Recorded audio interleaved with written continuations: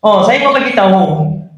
Uh, kami, siapa dia sini customer? Ada customer. Satu lagi. Oh, ada banyak. Berapa orang guys? Oh, tu baru datang lagi. Alhamdulillah. Okay.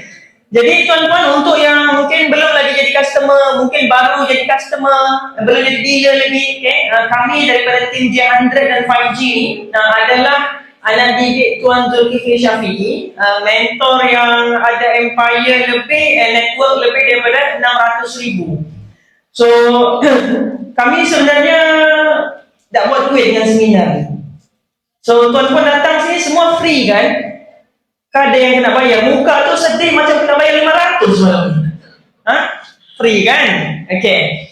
Dulu, kalau kita mau pergi, dulu saya buat bisnes. Jadi, saya memang attend seminar-seminar lah. Seminar dulu zaman sebelum COVID tu, seminar dia dahsyat kan, seminar marketing.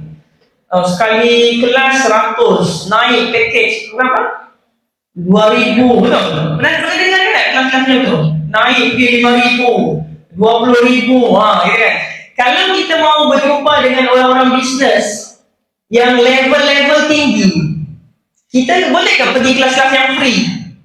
Tak boleh.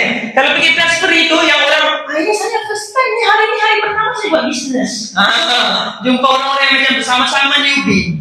Tuan-tuan kalau mau jumpa bisnes owner yang berjaya, kena subscribe kelas yang 40,000 setahun, 100,000.